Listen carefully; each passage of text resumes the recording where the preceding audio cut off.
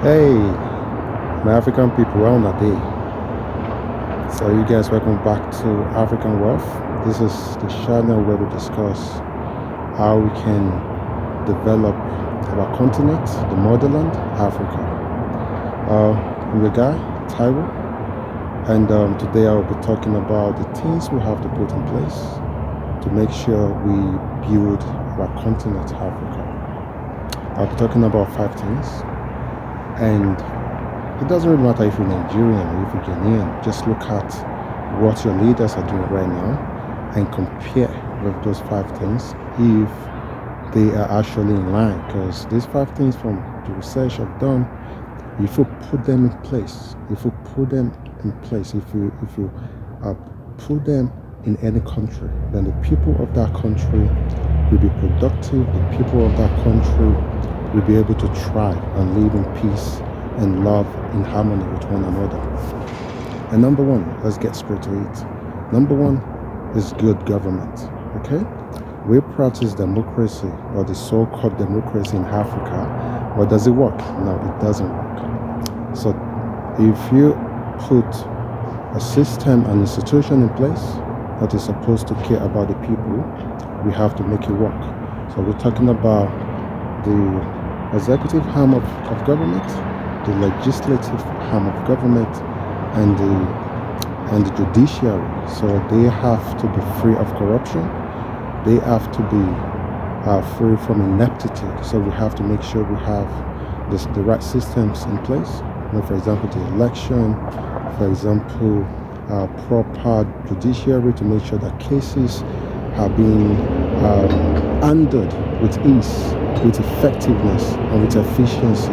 So if we have the right governance in place, if we have the right system in place, then we can have a government of the people, for the people, and by the people. And that's number one. We have to put that in place. So if your country doesn't have the right government, then we're wasting our time. Number two, another important thing is electricity. Any country or any leader of a country that would say he's doing the right thing has to make sure there's energy for the people to move, to be productive. So if you have electricity in your country, then you can produce goods and services. And while you're producing goods and services, what happens? There are jobs for the people. So electricity is a must. So this is like a constant. This is what you have to do first. If you want to talk about industrialization, if you want to talk about creating jobs, if you're looking for foreign direct investment, you're wasting your time if you don't make sure there's energy for people to be productive in that country. And number three, the third is transportation, efficient and effective transport system for the people. If we go to countries like United Kingdom, countries like America, countries like Germany, Singapore, they have the system in place to make sure that people and goods move from A to B with effectiveness and with efficiency.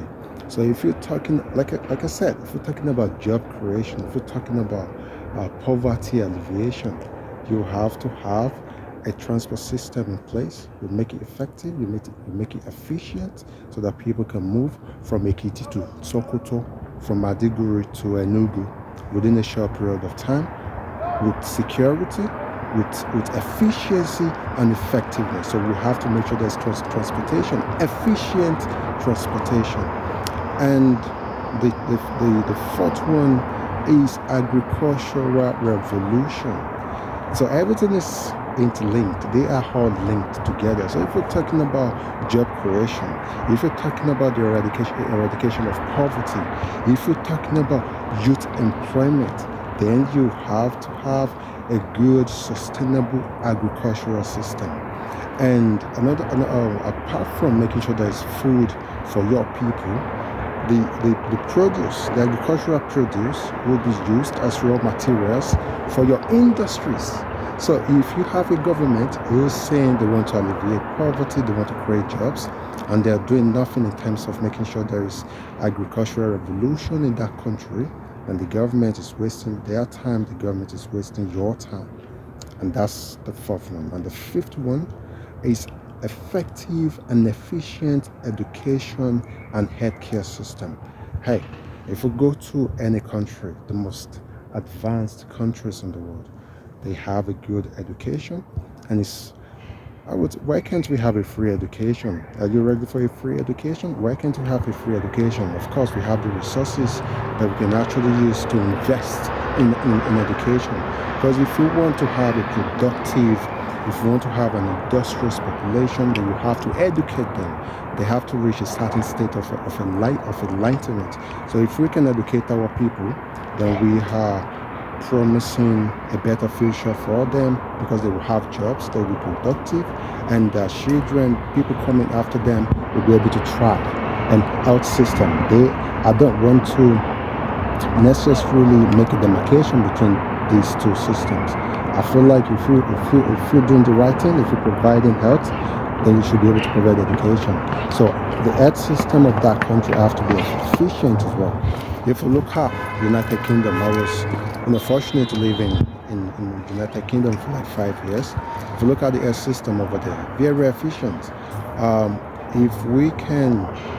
If we want to build an Africa that works for everybody, then we have to have an efficient health care. We have federal medical centers, for example, in every state of the country. I don't believe that's enough. We need to have the standard of federal medical center. We need to have like 10 in each state.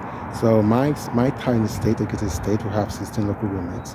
I'm trying to imagine a situation whereby we have FMC, as we have FMC in Edo Ekiti, there's FMC in Hado local government, there's FMC in Kere local government, in Moba, in Ekiti Southwest. If we have that kind of institution or that kind of system in place, you're going to have more people working in these federal institutions. You're going to have more doctors, more nurses, more health technicians being employed, and at the end of the day, it will translate into better healthcare outcome for your country.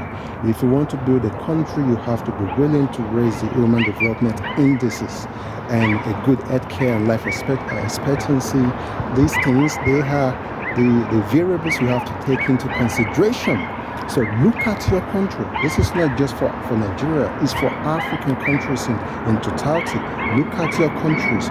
If they don't have a good government, number one, if they don't have, number two, stable and constant electricity, if they don't have, number three, agricultural revolution, if they don't have, number four, a good healthcare and education system, and number five, if they don't have road transportation, I got everything in order already. So you know the deal.